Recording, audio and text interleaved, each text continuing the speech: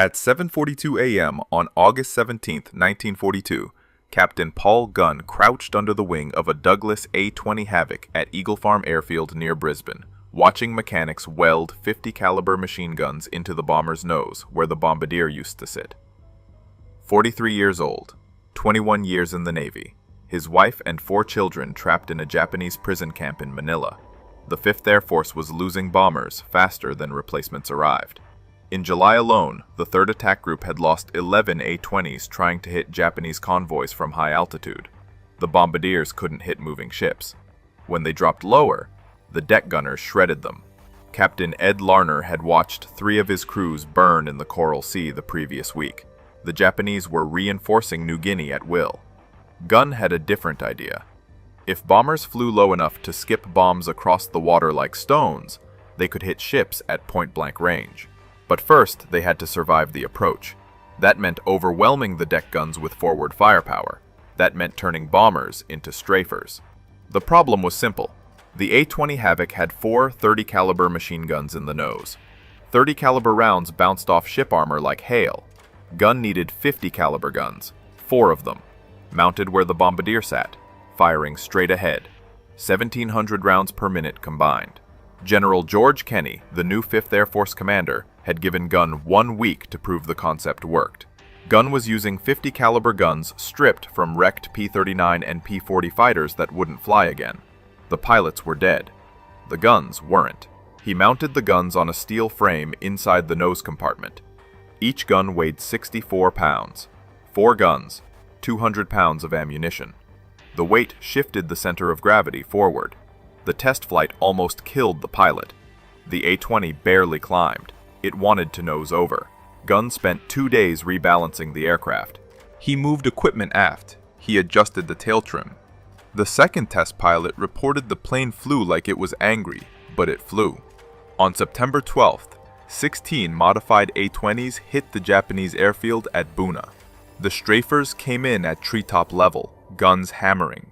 They destroyed 14 Japanese aircraft on the ground and suppressed every anti-aircraft position. 0 A-20s lost. Kenney wanted more. But the A-20 had problems. Its range was too short to reach Japanese bases across the Owen Stanley Mountains. Its bomb load was too light. Gunn needed a bigger platform. The B-25 Mitchell. Longer range, heavier payload, more space for guns.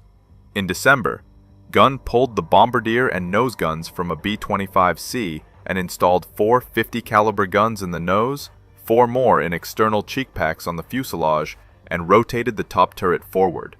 10 forward-firing guns. Then he added 2 more on each side. 14 guns total. 215 pounds of lead per second. The ground crew called it Pappy's Folly. If you want to see how Pappy's impossible gunship turned out, please hit that like button. It helps us share more forgotten stories like this one. And please subscribe if you haven't already. Back to Pappy. Gunn flew the prototype to Charter Towers to demonstrate it to the 3rd Attack Group. The plane was nose-heavy. It wanted to drop out of the sky on takeoff. He had to use full back pressure on the stick just to keep it level. But once airborne, the B-25 was a flying destroyer. Kenney ordered 12 more conversions immediately. The 81st Air Depot Group in Townsville worked 18-hour days to modify every available B-25. By February 1943, they had 30 strafers ready for combat. Then Kenney sent the blueprints to Wright Field in Ohio. The Army Air Force engineers studied the modifications for 3 days. Then they sent a message back to Australia. The modifications were impractical. The balance would be wrong. The airplane would be too heavy. It wouldn't fly properly. They recommended grounding every modified B-25 immediately. Kenney was in Washington when the message arrived. He walked into General Arnold's office where the Wright Field engineers were waiting to explain why Pappy Gunn's gunship was impossible. Kenney told them 12 of the impossible airplanes had just played the key role in destroying a Japanese convoy in the Bismarck Sea. Every transport sunk. 60 more strafers were already being modified in Australia. Arnold practically ran the engineers out of his office. The Battle of the Bismarck Sea started with intelligence intercepts on February 28, 1943. Allied codebreakers in Melbourne had decrypted Japanese naval messages. A convoy was leaving Rabaul. 8 transport ships, 8 destroyer escorts, nearly 7,000 Japanese troops bound for Leh on New Guinea's north coast. General Kenny had 72 hours to stop them. The convoy route crossed the Bismarck Sea between New Britain and New Guinea, 400 miles of open water. Japanese commanders believed bad weather would shield them. March was monsoon season. Low clouds, heavy rain, poor visibility. Allied bombers couldn't hit what they couldn't see. They were right about the weather. They were wrong about the bombers. On March 2nd, reconnaissance aircraft spotted the convoy steaming south through the Vitiaz Strait. B-17 flying fortresses attacked from 15,000 feet through cloud breaks. They dropped 137 bombs. They claimed multiple hits. Post-battle analysis showed they sank nothing. High-altitude bombing against moving ships didn't work. The Japanese convoy kept coming. That night, the ships scattered. The transports hugged the New Guinea coast. The destroyers formed the screen. Japanese commanders thought they'd reach Leh by dawn on March 4th. They'd unload the troops under fighter cover. The war in New Guinea would turn in Japan's favor. They had no idea what was coming at first light. Captain Ed Larner briefed the 92nd Bomb Squadron at Port Moresby on the evening of March 2nd.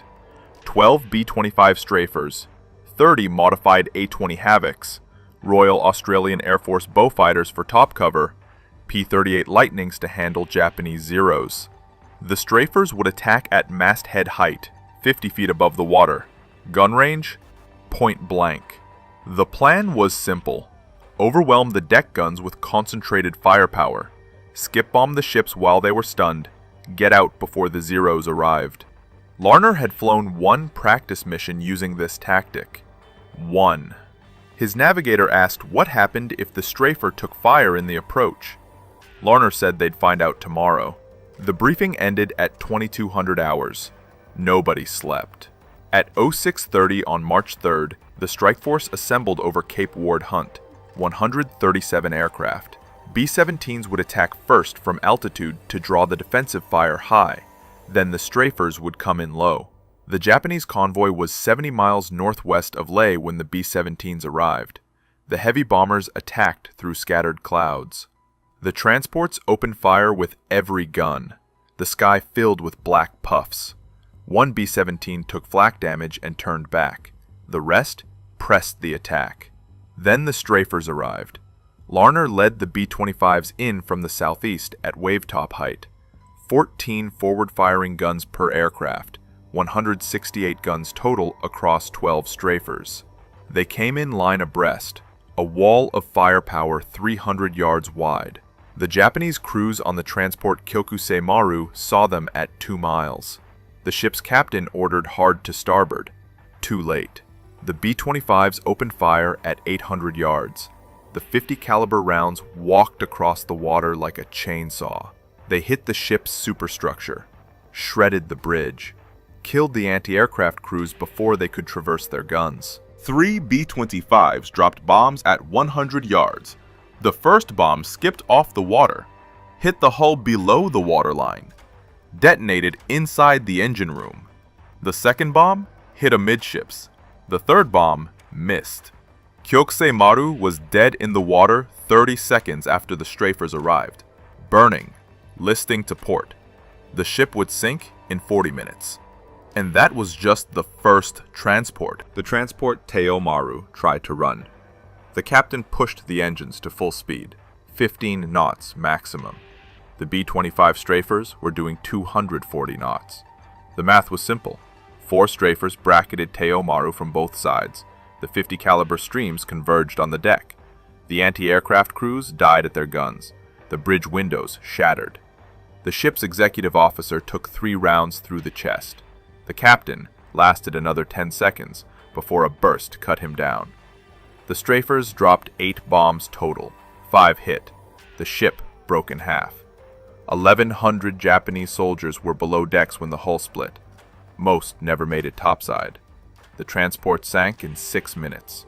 Survivors jumped into the Bismarck Sea wearing full combat gear. The packs dragged them under. Australian Beaufighters strafed the decks of the destroyer Shikinami as it tried to screen the transports. The destroyer's anti-aircraft fire hit one Beaufighter. The Australian pilot kept coming.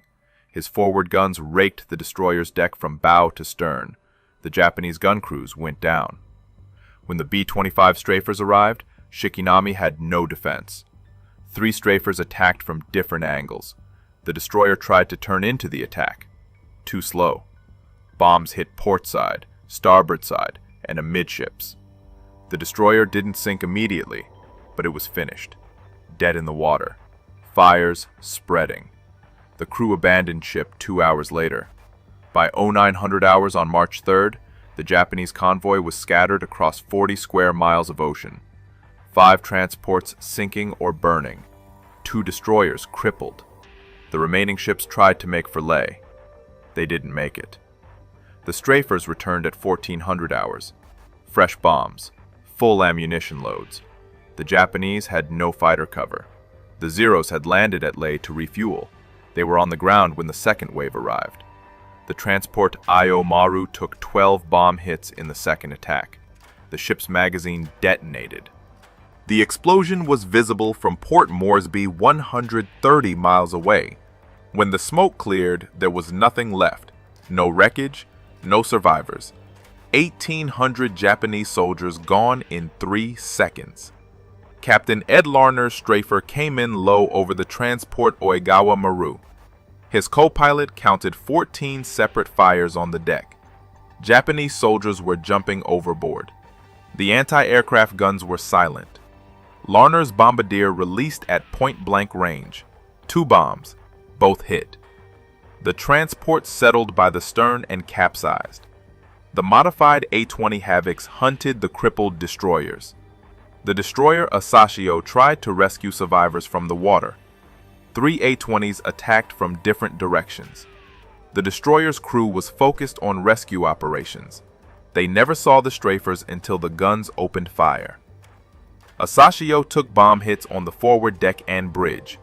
The destroyer burned through the night and sank at dawn on March 4th. By the evening of March 3rd, the entire Japanese convoy was destroyed. 8 transports sunk. 4 destroyers sunk.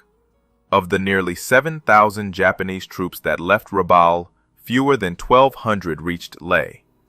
2,700 were rescued and returned to Rabaul. The rest died in the Bismarck Sea.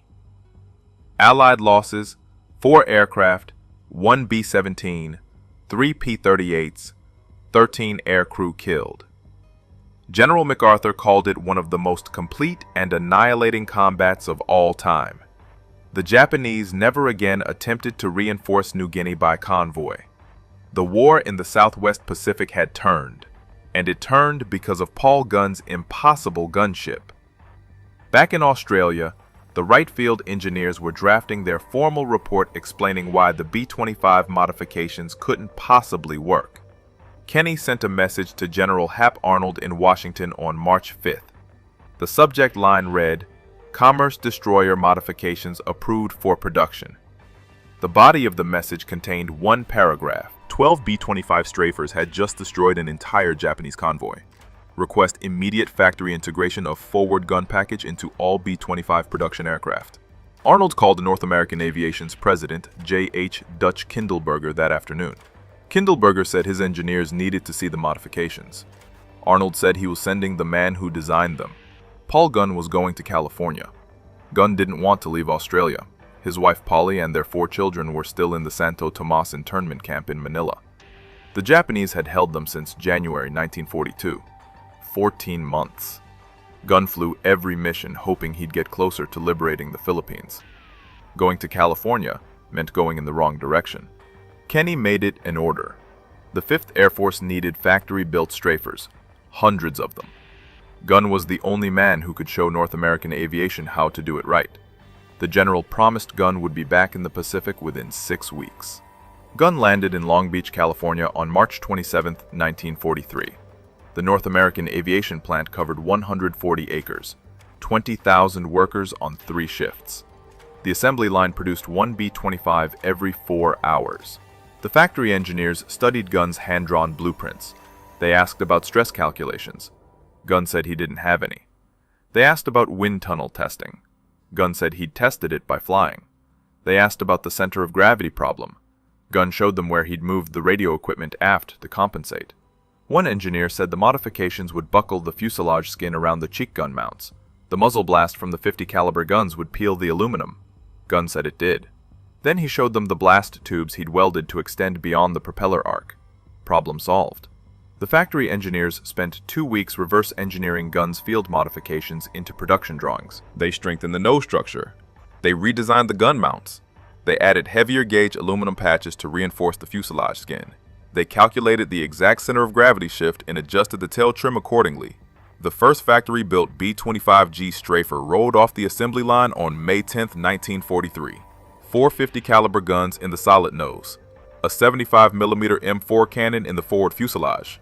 The cannon used the same ammunition as the M3 Lee tank.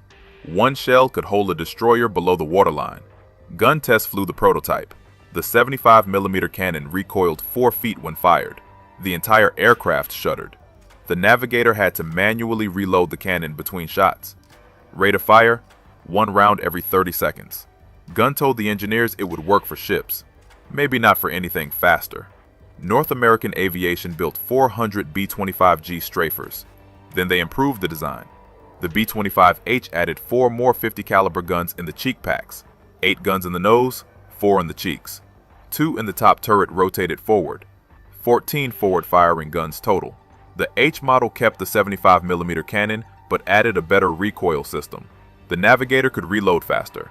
Rate of fire increased to 1 round every 20 seconds. The B-25J removed the 75mm cannon and added 4 more 50 caliber guns, 18 forward firing guns. The most heavily armed production bomber in history. North American Aviation built 4,900 B-25Js. They delivered the first ones to the Pacific in October 1943. Gunn returned to Australia in May. He'd been gone 6 weeks exactly. His family was still in Manila. The Strafers kept hunting. In April 1943, B-25s destroyed 16 Japanese barges carrying troops and supplies near Finschhafen. In May, they sank 12 cargo ships at Wewak Harbor. In June, they hit the oil facilities at Balikpapan on Borneo. The Japanese stopped moving supplies by ship in daylight. It didn't help. The Strafers learned to attack at night using radar. They learned to skip bomb from 50 feet in complete darkness. They learned to coordinate with PT boats that illuminated targets with searchlights at the last second. The Japanese called the modified B-25s the Black Death. They weren't wrong. On November 2nd, 1943, Major Ben Fridge led 4 squadrons of Strafers into Rabaul Harbor. 137 Allied aircraft total, 59 B-25s. The harbor held 38 Japanese vessels, cruisers, destroyers, tankers, cargo ships, minesweepers. The Strafers came in at masthead height through phosphorus smoke that blinded the anti-aircraft gunners. They attacked from multiple directions simultaneously. The Japanese couldn't track them all. In 15 minutes, 30 ships were hit, 5 sunk outright, 12 damaged beyond repair, the rest limping. Rabaul Harbor was finished as a forward supply base. Gunn flew that mission. He was 44 years old. He didn't have to fly combat. He was a special projects officer, headquarters staff. But his family was still in Manila, and every mission took him closer. The intelligence reports from Santo Tomas internment camp were getting worse. Food rations cut, medicine running out. Prisoners dying from malnutrition and disease. The Japanese camp commander had informed the Red Cross that all prisoners would be executed if Allied forces approached Manila. Gunn told Kenny he wanted to fly the first mission over Manila when the liberation came. Kenny promised he could. The Strafers evolved through 1944. Some carried 8 5-inch high-velocity rockets under the wings. Some carried napalm tanks. Some carried parafrag bombs, small fragmentation bombs with parachutes that allowed the B-25 to drop them from minimum altitude without catching itself in the blast. The most effective tactic was the combined strike. High-level B-24 Liberators would bomb from 20,000 feet to force the defenders to look up. Then the Strafers would come in low. By the time the gunners looked down, the B-25s were already on them. In the first 8 months of 1944, 5th Air Force Strafers destroyed 947 Japanese aircraft on the ground. They sank 273 ships. They killed an estimated 38,000 Japanese soldiers. The modified B-25s had become the decisive weapon in the Southwest Pacific campaign. Gunn added his own modifications as the war progressed. He mounted additional fuel tanks to extend the range. He improved the gun cooling systems. He developed new ammunition loading techniques that increased the rate of fire. Some B-25s in the Pacific carried modifications that existed nowhere else because Gunn had invented them the night before a mission. Other theater commanders wanted strafers. Kenny sent them blueprints. The Mediterranean theater modified B-25s for anti-shipping missions against German convoys supplying North Africa. The China-Burma-India theater modified B-25s to attack Japanese supply lines along the Burma Road. The concept Gunn had proven in Brisbane spread across every combat zone. On October 20, 1944, American forces landed at Leyte in the Philippines. The liberation of Manila was 3 months away. Gunn's family had been in captivity for nearly 3 years. He was flying multiple missions every day now. He told his crew chief he wouldn't stop until his family was free.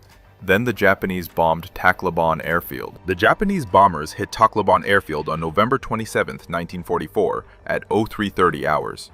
56 aircraft, Mitsubishi G4M Betty bombers escorted by 0 fighters.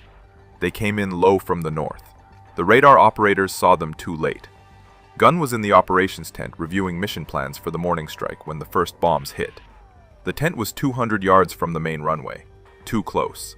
The blast wave knocked him off his feet. Shrapnel tore through the canvas walls. A fragment hit Gunn in the left leg. Another hit his shoulder. The medical officer found him trying to stand, blood soaking through his flight suit. Gunn said he needed to check on his aircraft. The doctor said he needed surgery. Gunn made it 30 feet before he collapsed. They evacuated him to the hospital at Leyte. The leg wound was serious. The shrapnel had severed an artery. The surgeon said Gunn wouldn't fly again for 6 months minimum, probably longer. The injuries qualified him for medical retirement. 45 years old, 26 years of service between the Navy and Army. He'd earned the right to go home. Gunn told the surgeon he wasn't going anywhere until his family was free. The Battle of Manila started on February 3, 1945. American forces fought house to house through the city. The Japanese had declared Manila a fortress. They would defend every street. The fighting was brutal, building by building, block by block. Santo Tomas internment camp was liberated on February 3rd. 3,700 Allied prisoners freed. Gunn's wife Polly weighed 89 pounds. His daughter Julia weighed 63. They'd been eating rice and vegetable soup once a day for the past year. His son Nathaniel had malaria. His youngest daughter had dysentery. But they were alive. Gunn flew to Manila on February 4th against medical orders. His leg was still bandaged. He was using a cane. The doctor had cleared him for light duty only, no combat flying. Gunn went to Santo Tomas instead. He found his family in the makeshift hospital the Army had set up. Polly didn't recognize him at first. He'd lost 40 pounds since she'd last seen him in April 1942. 3 years. He was completely gray. She thought he was a doctor. Then he said her name, and she knew. The official Army report stated that Colonel Paul I. Gunn was reunited with his family on February 4, 1945, at Santo Tomas Internment Camp, Manila. The reunion lasted 4 hours. Then Gunn returned to Leyte. His medical leave wasn't over, but the war wasn't either. The modified B-25s kept flying. Other pilots, other crews. But Gunn's modifications. By the end of the war, North American aviation had built 9,600 B-25 Mitchell bombers. Nearly 5,000 were strafer variants with forward gun packages, based on Gunn's original design. Those strafers sank over 800 Japanese ships in the Pacific. They destroyed over 2,000 Japanese aircraft on the ground. They killed an estimated 85,000 Japanese soldiers. The commerce destroyer concept that engineers had called impossible had become the most effective anti-shipping weapon in the theater. Gunn never flew combat again. The leg wound ended his operational career.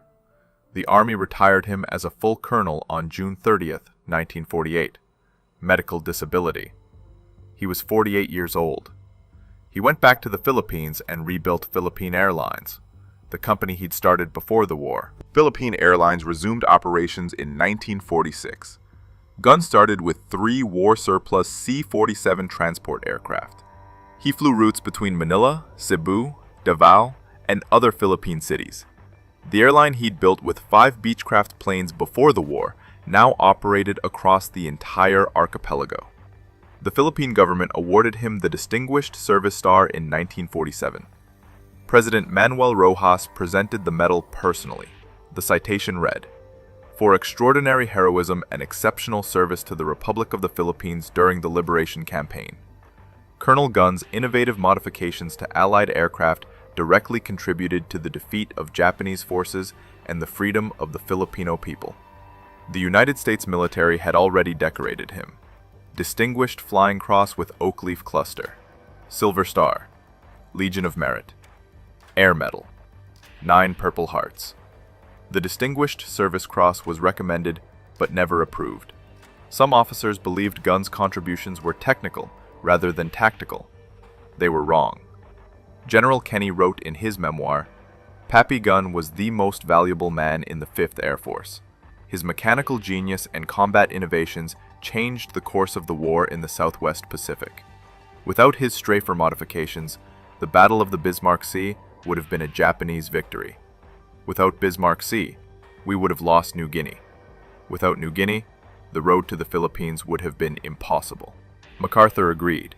In a classified letter to the War Department dated July 1945, MacArthur recommended Gunn for promotion to Brigadier General. The recommendation was denied. The Army Air Force was reducing force structure. Promotions were frozen. Gunn remained a colonel. He never complained. He'd gotten what he fought for. His family was free. The Philippines were liberated. The Japanese were defeated. That was enough. Philippine Airlines expanded through the late 1940s and early 1950s. Gunn acquired DC-3 aircraft, then DC-4s, then Convair 340s. The airline established routes to Hong Kong, Bangkok, Singapore. By 1956, PAL was flying to San Francisco. Gunn's small inter-island airline had become an international carrier. He flew constantly. Manila to Cebu, Cebu to Davao, Davao to Hong Kong. He couldn't stop. The war had taught him that movement meant survival. Standing still meant death. Some of his pilots said Gunn was still fighting, still outrunning something. Maybe the memory of Santo Tomas. Maybe the faces of the men who'd flown his modified aircraft and never came back. On October 10, 1957, Gunn chartered a Beechcraft Model 18 twin-engine plane. He was flying from Manila to Baguio. Routine trip, 140 miles north. Weather forecasts showed scattered thunderstorms over the Cordillera Mountains, but nothing severe. He filed his flight plan at 0800 hours. Departure time, 0930. Expected arrival, 1100 hours. The tower cleared him for takeoff at 0928. The weather deteriorated faster than forecast. By 10:30, the Cordillera Mountains were socked in. Heavy rain, low visibility, turbulence. The Beechcraft's radio went silent at 10:47. Search and rescue teams found the wreckage 3 days later on a mountainside near Baguio. The aircraft had flown into a storm cell. The pilots had tried to climb above it. The winds drove them into the ridge. Impact killed everyone instantly. Paul Irvin Gunn died on October 11, 1957. He was 57 years old, 58 in 1 week. The Philippine government gave him a state funeral. 6,000 people attended. American veterans, Philippine Airlines employees, former prisoners from Santo Tomas. General Kenny sent a wreath from the United States. The Manila Times published Gunn's obituary on October 12th. The headline read, "War Hero Dies in Plane Crash."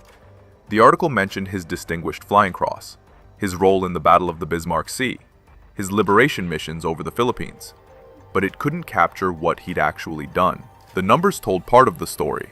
5,000 B-25 strafers built with his modifications, 800 Japanese ships sunk, 2,000 aircraft destroyed on the ground, 85,000 enemy soldiers killed. Those were the official statistics, but the real impact was different. The strafer concept changed how air forces thought about bombers.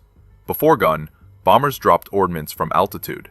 After gun, bombers became multi-role weapons: strafing, skip bombing, close air support. The AC-130 gunship used in Vietnam was a direct descendant of gun's B-25 modifications. So was the A-10 Warthog. So was every modern attack aircraft with forward-firing guns. North American Aviation hired Gunn as a consulting engineer in 1948. He worked on the B-45 Tornado jet bomber. He advised on gun mounting systems. He designed forward-firing armament packages. The company paid him well. He gave most of the money to veteran organizations. His son Nathaniel joined the Air Force, flew B-52s in Vietnam, retired as a colonel, wrote a book about his father titled Pappy Gunn. The book was published in 1994. It sold 12,000 copies.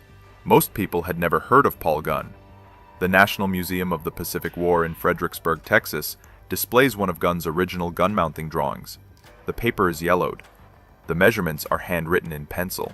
The sketch shows 4 50 caliber guns mounted inside an A-20 nose compartment.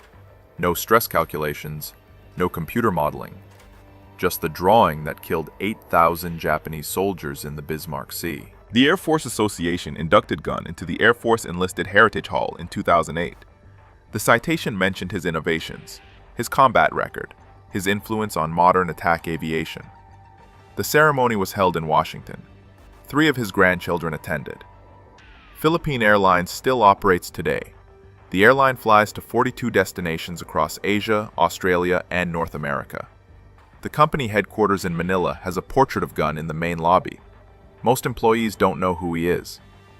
If this story moved you the way it moved us, do me a favor. Hit that like button. Every single like tells YouTube to show this story to more people. Hit subscribe and turn on notifications. We're rescuing forgotten stories from dusty archives every single day. Stories about mechanics who saved thousands of lives with gun packages and field modifications. Real people, real heroism. Drop a comment right now and tell us where you're watching from. Are you watching from the United States, United Kingdom, Canada, Australia, the Philippines? Our community stretches across the entire world. You're not just a viewer. You're part of keeping these memories alive. Tell us your location. Tell us if someone in your family served. Just let us know you're here. Thank you for watching, and thank you for making sure Pappy Gunn doesn't disappear into silence. These men deserve to be remembered, and you're helping make that happen. In the winter of 1942 and into early 1943, as the German Sixth Army froze and starved in the ruins of Stalingrad, Soviet commanders made a decision that would fundamentally reshape how industrial nations fought mechanized warfare.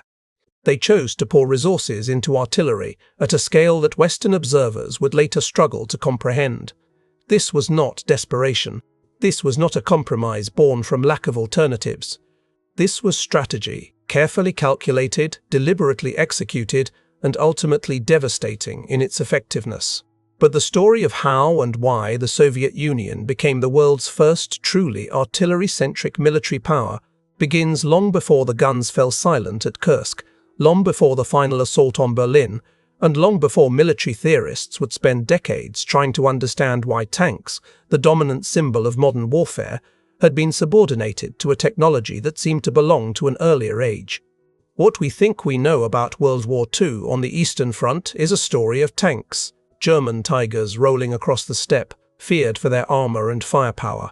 Soviet T-34s matching them gun for gun, innovation against innovation, mechanized warfare in its purest form. The entire narrative of modern warfare seems to hinge on the tank, on these armored vehicles that captured the imagination of military strategists and popular culture alike. Documentaries focus on tank battles. Military historians debate tank versus tank matchups. The Tiger tank acquired a reputation that persisted for decades, inflating its actual combat effectiveness and obscuring the true nature of how wars were actually won. But this narrative obscures a fundamental reality of the Eastern Front. Evidence suggests that the war was not primarily won by tanks, it was won by artillery. The Soviet Union did not build the largest, most powerful, or most technically sophisticated tanks in the world, though they built very good tanks. What the Soviet Union did was build more guns than any nation in human history had ever built. And then they learned to use those guns with a coordination and concentration that made them virtually unstoppable. By the end of the war, the Soviet Union would deploy more artillery pieces than all other combatants combined. More guns, more shells, more coordinated firepower. The sheer mathematical dominance of Soviet artillery became so overwhelming that it fundamentally changed how warfare could be fought. And this was not an accident. It was not a result of industrial capacity pushing blindly forward. It was strategy, born from necessity, refined through experience, and executed with ruthless effectiveness. The question that historians have been trying to answer for 70 years is this: why would a military power devote such disproportionate resources to what seemed like an outdated technology when tanks represented the future of warfare?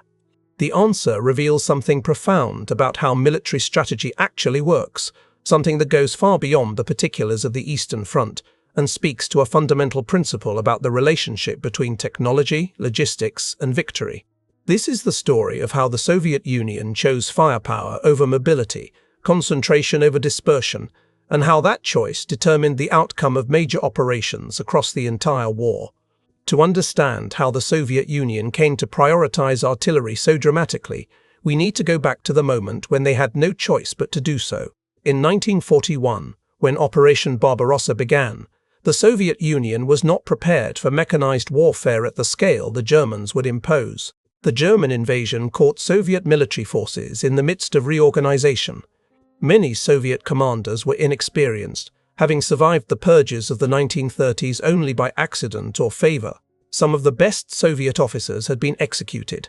Training systems had been disrupted. Industrial capacity, while expanding, was not yet producing at full capacity. When the Germans invaded, they enjoyed a temporary technological advantage in tank design, a significant numerical advantage in the air, and most importantly, an enormous advantage in coordinated mechanized tactics that they had refined through their campaigns in France and the Balkans. The Soviet Union, facing invasion from the west and threatening intervention from the east, needed a way to stop German armor. It needed a way to do so quickly. It needed a way that did not require years of development. Artillery existed. Every army had artillery. The Soviet Union already possessed significant artillery stocks inherited from the Russian Empire and built during the interwar years. Artillery could be manufactured relatively quickly using existing industrial capacity. Artillery could be trained into service in months rather than years. Artillery did not require the same complex logistical infrastructure that tanks required, though it required significant infrastructure nonetheless. And most importantly, artillery could be concentrated into overwhelming firepower against German mechanized forces. But here is where the story becomes interesting. The Soviet decision to prioritize artillery was not simply a decision made at the start of the war. The war began with the Soviets attempting to match the Germans across all dimensions, attempting to build a balanced combined arms force that included tanks, aircraft, infantry, and artillery. The decision to subordinate everything else to artillery came gradually, through experience, through failure, through learning what actually worked in combat. In 1941 and early 1942, the Soviet Union experienced a series of catastrophic defeats. Their tank forces, while numerous, were not as well coordinated as German tank forces. Their aircraft, in many cases, were technically inferior to German aircraft. Their infantry, while courageous, was often poorly equipped and sometimes poorly led. The encirclements at Kiev and Smolensk and countless other battles resulted in hundreds of thousands of Soviet soldiers captured or killed. The German army advanced deep into Soviet territory, and for a moment it seemed plausible that Germany might achieve its objectives. But the Soviet Union did not collapse. The Soviet leadership did not surrender, and, more importantly, the Soviet military began to learn from its defeats. And what they learned was that attempting to match Germany across every dimension of warfare was a recipe for disaster. They could not build tanks as advanced as German tanks. They could not achieve air superiority in the near term. They could not match German tactical coordination in small unit combat. But what they could do was pour resources into the one-weapon system, where they could achieve overwhelming numerical advantage with existing industrial capacity. That weapon was artillery. Consider the actual numbers. By 1943, the Soviet Union was producing artillery pieces at a significantly higher rate than Germany, with estimates suggesting Soviet production exceeded German production by substantial margins. By 1944 and 1945, the advantages had widened further. The Soviet Union was producing tens of thousands of artillery pieces every year, while simultaneously building thousands of tanks, millions of shells, and supplying millions of soldiers across an enormous front. This production rate was not some vague achievement. It was the result of deliberate policy decisions made at the highest levels of Soviet government. Factories that might have been building tanks were instead producing guns. Factories that might have been building aircraft were instead producing shells.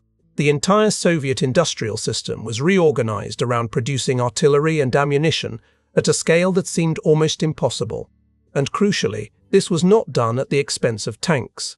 The Soviet Union continued building tanks, often in greater numbers than Germany, but the tanks were subordinated to the artillery strategy. Tanks became the exploitation force that followed the artillery barrage. Artillery became the main weapon of breakthrough. This represented a fundamental inversion of how Western military theorists had been thinking about mechanized warfare. In Western theory, particularly German and French theory, the tank was the dominant weapon. The tank was mobile, could carry significant firepower, could achieve breakthroughs through shock action. Artillery was seen as supporting the tanks, softening up enemy positions before the tanks attacked. The Soviet Union inverted this relationship. The tank became secondary. Artillery became primary. The logic was brutal and effective. An artillery shell costs far less than a tank. An artillery shell can be produced in factories already operating. An artillery piece, while expensive, is simpler to manufacture than a tank and does not require as complex a supply chain once deployed. An artillery piece can concentrate firepower on a particular target with devastating effect. And most importantly, artillery can be concentrated in overwhelming numbers to create what became known as the Soviet artillery breakthrough. The Soviet artillery breakthrough worked like this. Soviet military planners would identify a sector of the German line where they wanted to achieve penetration. They would then concentrate enormous quantities of artillery on that sector. The concentration would be so overwhelming that German defenses could not survive it. Soviet commanders would gather hundreds, sometimes thousands of artillery pieces and concentrate them on a relatively narrow frontage. The bombardment would be unprecedented in intensity. Contemporary accounts describe the ground shaking, the sky lit up continuously by explosions, the noise so overwhelming that soldiers could not communicate with each other even shouting at close range. After the bombardment, Soviet infantry would attack through the artillery fire, supported by tanks that would follow the infantry to maintain momentum. German defenses, already battered by the preliminary bombardment, would be overwhelmed. And once the initial penetration had been achieved, Soviet cavalry or mechanized forces would exploit the gap, moving deep into German rear areas. This tactic depended absolutely on the Soviet ability to produce and concentrate artillery on a scale that Germany could not match. Germany simply could not concentrate the same level of artillery because Germany did not have the industrial capacity to do so. Germany did not have the ammunition supply to support such concentrations. Germany did not have the trained officers and personnel to coordinate such bombardments. By contrast, the Soviet Union, through deliberate policy and ruthless prioritization, had built an artillery force that was exponentially larger than the German artillery force. The Soviet artillery breakthrough required three things: abundance of artillery pieces, abundance of shells, and commanders trained in artillery coordination. The Soviet Union eventually achieved all three. The training of artillery commanders had begun long before the war, during the 1930s, when Soviet military theorists had developed doctrines of concentrated firepower. These doctrines were called the Deep Battle Doctrine, developed by Soviet theorists like Vladimir Klyandafilov and Mikhail Tukhachevsky.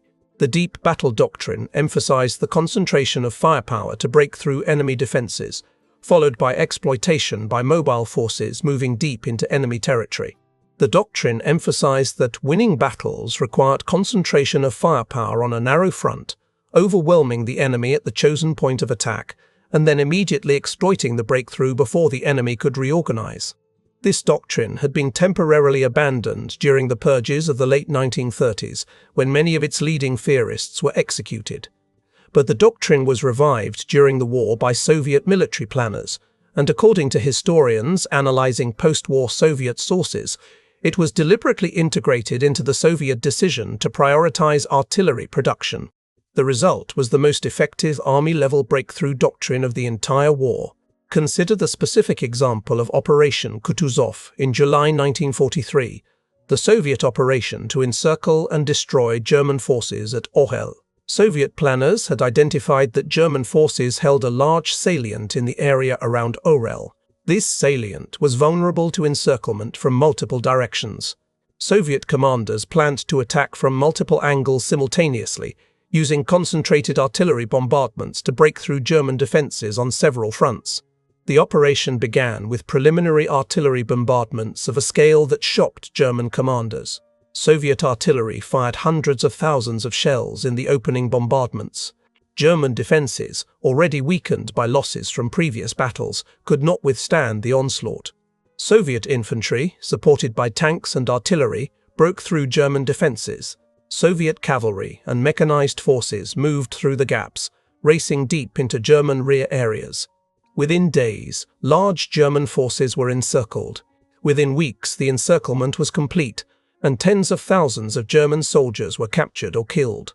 This was not an unusual operation. This was becoming routine. Again and again, from 1943 onward, the Soviet Union would execute this same basic operation, identify a sector of weakness, concentrate overwhelming artillery firepower, break through German defenses, exploit with mobile forces, and encircle and destroy large German forces. And again, it worked.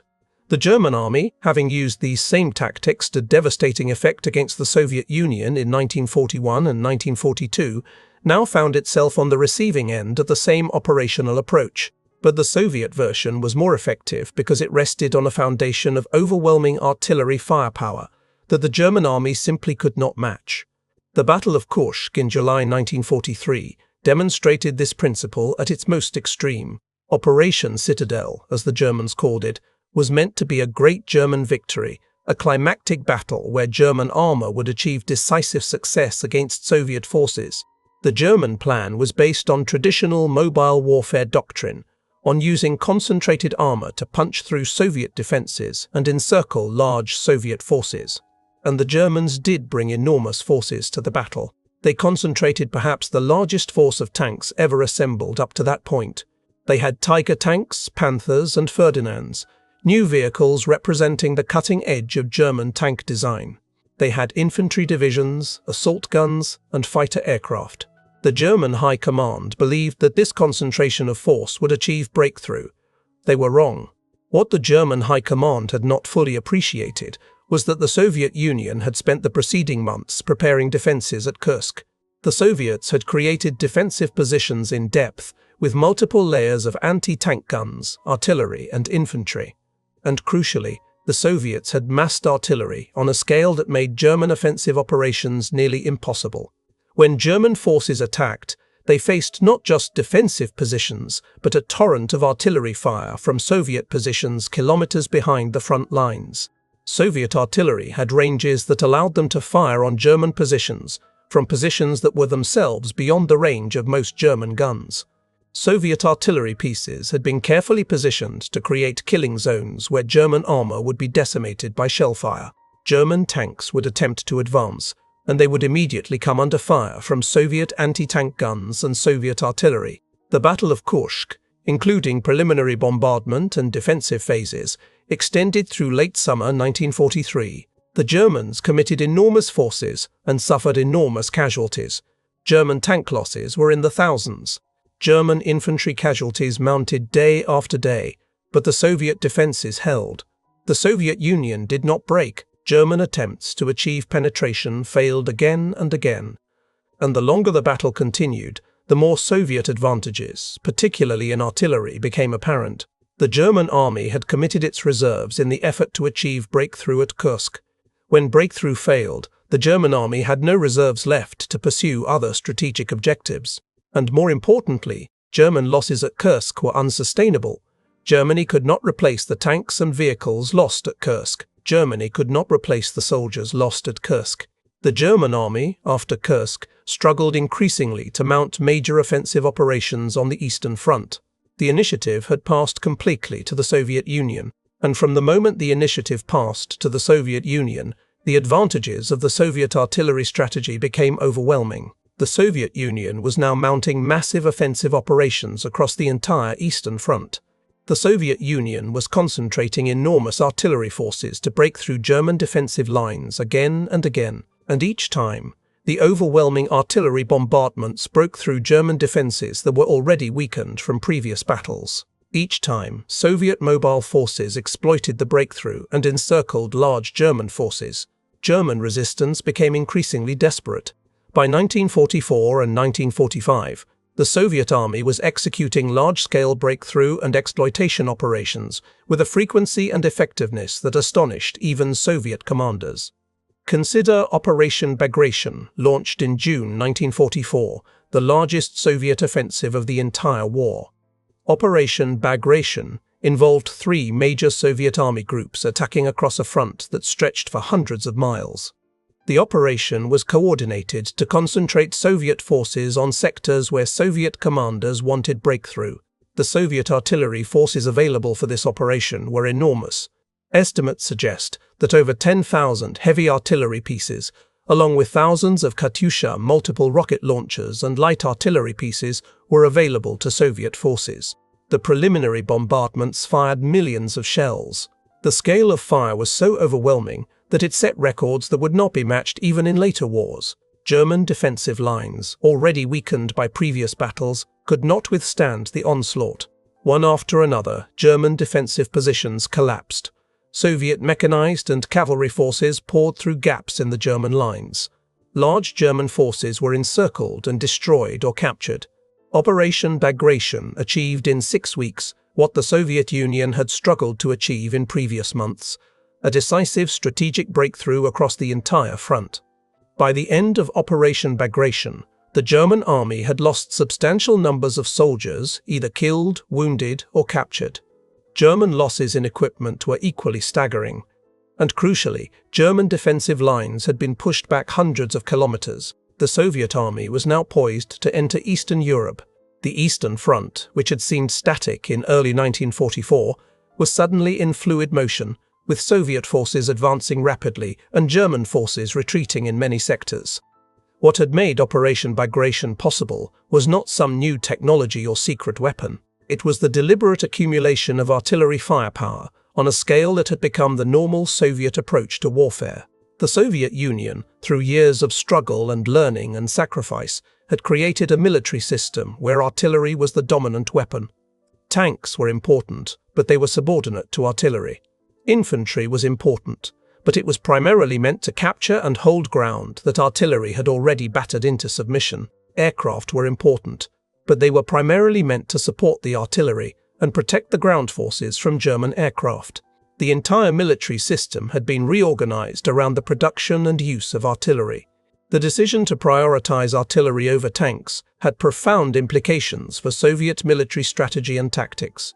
It meant that Soviet commanders were trained to think in terms of concentrating firepower rather than concentrating mobile forces. It meant that Soviet offensive operations began with overwhelming artillery bombardments rather than tank assaults. It meant that Soviet commanders accepted higher casualties in infantry in order to preserve tank strength, because they were willing to trade Soviet infantry lives for German equipment and position. This sounds brutal when stated so directly, but it was the logic of Soviet strategy. The Soviet Union had enormous manpower reserves. It had limited resources in terms of industrial capacity to produce equipment.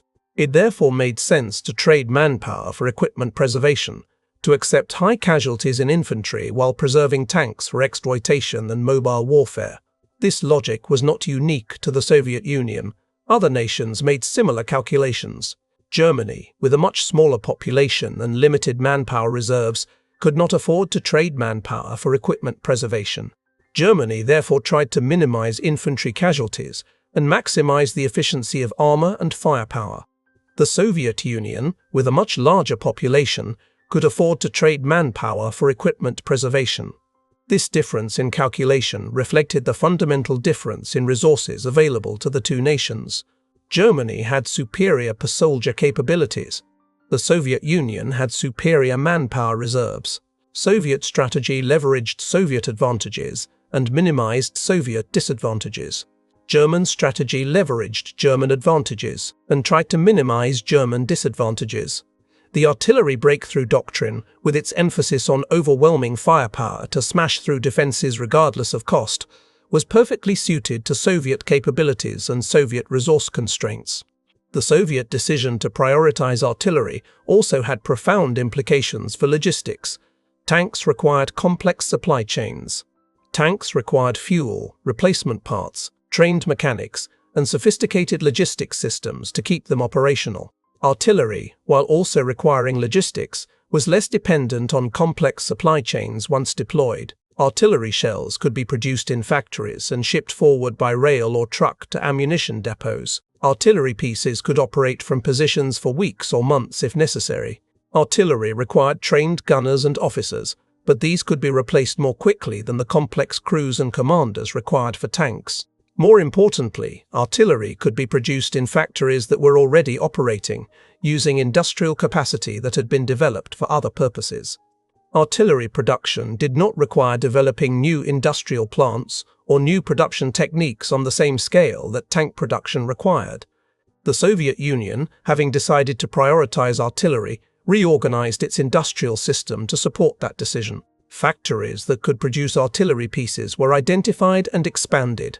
Factories that could produce artillery shells were expanded or created. The Soviet Union prioritized the production of 76mm guns, 85mm guns, and 122mm guns, along with the shells these guns required. By 1944 and 1945, the Soviet Union was producing artillery pieces and shells on a scale that dwarfed German production.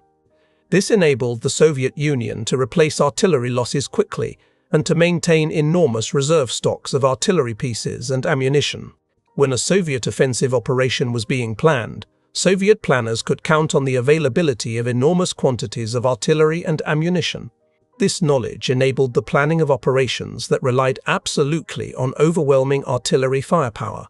The political and strategic implications of the Soviet artillery strategy became apparent over the course of the war. By concentrating on artillery and subordinating everything else to that concentration, the Soviet Union was able to defeat the German army despite the fact that in many specific categories, Soviet equipment was not superior to German equipment. Soviet tanks were not as well armored or as powerfully armed as German tanks. Soviet aircraft in many cases were not as capable as German aircraft. Soviet soldiers did not have superior individual training compared to German soldiers. But the Soviet army as a system, reorganized around overwhelming artillery firepower, proved more effective than the German army as a system. This was a lesson that military theorists would spend decades trying to understand and attempting to apply to later conflicts.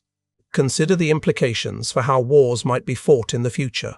If artillery was among the dominant weapons that had determined the outcomes of major Eastern Front operations, then perhaps artillery would remain important in future conflicts.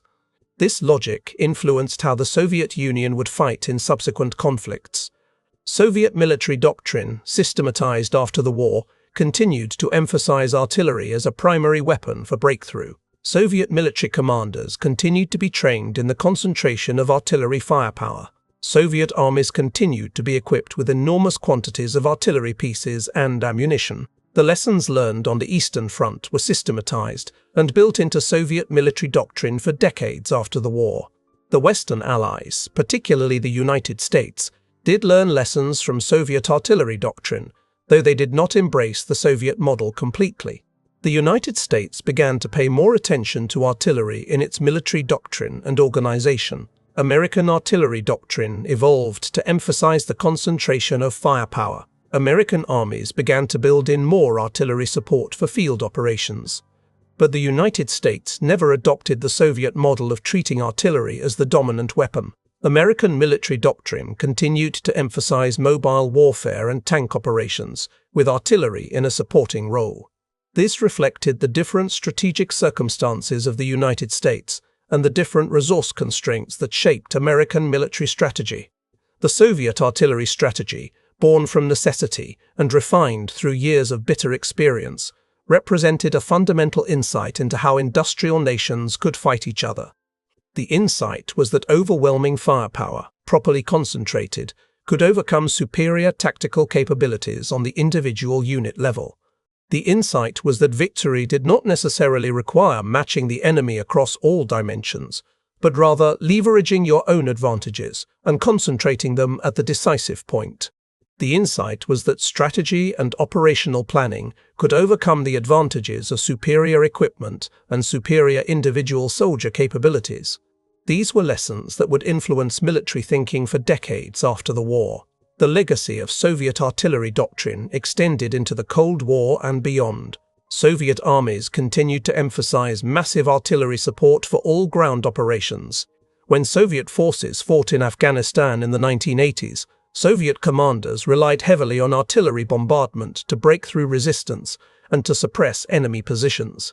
When Russian forces fought in Chechnya in the 1990s and 2000s, Russian commanders again relied on artillery bombardment and overwhelming firepower. The pattern that had been established on the Eastern Front in World War II continued to characterize Russian military operations for decades afterward. Artillery remained central to Russian military doctrine and Russian military organization. The question of whether the Soviet artillery strategy was the optimal strategy remains open to debate among historians.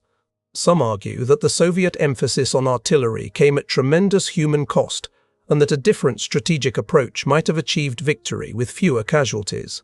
Others argue that given the constraints under which the Soviet Union operated, the artillery strategy was indeed optimal, and that any other strategy would have resulted in either failure or even higher casualties. What is not debatable is that the artillery strategy worked. It enabled the Soviet Union to defeat Germany militarily despite Germany's initial advantages. It enabled the Soviet Union to drive German forces out of Soviet territory and to liberate Eastern Europe from German occupation. It enabled the Soviet Union to bring the war to Germany itself and to participate in the final destruction of the Nazi regime. The role of artillery in Soviet victory has sometimes been overshadowed by the dramatic stories of tank battles and air battles that make more compelling narratives. But the careful analysis of the actual course of the war shows that evidence suggests artillery was among the determining weapons in major operations on the Eastern Front. It was the ability to concentrate overwhelming artillery firepower that allowed Soviet forces to break through German defenses again and again. It was the inability to match Soviet artillery that made it impossible for Germany to mount effective counteroffensives. It was the continuous artillery bombardments of final Soviet offensives that broke the back of German resistance in the final months of the war. Understanding the Soviet artillery strategy also illuminates some of the paradoxes of the Eastern Front that military historians have debated for decades. It explains why Soviet forces, despite having superior numbers in many categories, sometimes seemed to achieve results that seemed disproportionate to their material advantages. It explains why Soviet breakthrough operations, once they achieved penetration, could expand so rapidly and encircle such large German forces. It explains why German defensive strategies, while sometimes initially successful, could never be sustained for long. The answer, in each case, involves understanding the central role that artillery played in Soviet operational planning and Soviet tactical execution. The Soviet approach also provides insights into the relationship between technology and strategy that remain relevant to modern military thinking. The Soviet Union's decision to prioritize artillery over tanks, despite tanks being the technology that seemed to represent the future of warfare, demonstrates that military effectiveness does not always correlate with technological sophistication or individual equipment capability. Military effectiveness correlates with strategy, organization, and the willingness to accept the constraints imposed by one's own capabilities and resource situation. The Soviet Union succeeded not by trying to be Germany, not by trying to match German military sophistication across all dimensions, but by being Soviet, by leveraging Soviet advantages and focusing those advantages at the decisive point. This lesson applies far beyond military matters. It suggests that organizations, whether military or civilian, succeed not by trying to match their strongest competitors across all dimensions, but by identifying their own advantages, concentrating those advantages, and creating a system that leverages those advantages to maximum effect. The Soviet artillery strategy was not just a military strategy. It was an example of organizational strategy at the highest level. It was the organization of an entire nation's industrial capacity, military forces, and strategic thinking around a single overarching principle, the concentration of firepower at the decisive point. By the time the war ended in May 1945, the Soviet Union had more than proven the effectiveness of its artillery strategy. Soviet armies had advanced from being on the defensive and suffering catastrophic defeats in 1941 and 1942 to being on the offensive and achieving major victories. Soviet forces had liberated Soviet territory and Eastern Europe from German occupation. Soviet forces had participated in the final defeat of Nazi Germany, and the primary weapon that had made this progression possible was not the tank, not the aircraft, not the rifle, but the artillery piece and the accumulated skill of Soviet commanders in using artillery as a dominant weapon of breakthrough. The story of how the Soviet Union prioritized artillery over tanks, and how that prioritization proved decisive in major operations against Germany, is a story that challenges conventional narratives about modern warfare. It is a story about strategy triumphing over technology, about organization overcoming individual capability differences, about the importance of concentrating firepower at the decisive point. It is a story about how a nation, facing an enemy with advantages in many areas, can still achieve military success by understanding its own advantages and exploiting them ruthlessly. It is a story about how the future of warfare, as imagined by military theorists in 1940, was actually determined not by the most advanced technology, but by the technology that could be produced in sufficient abundance and concentrated in sufficient intensity to overwhelm any defense. And it is a story that, 75 years later, still offers lessons about strategy, organization, and the real determinants of military effectiveness in modern warfare.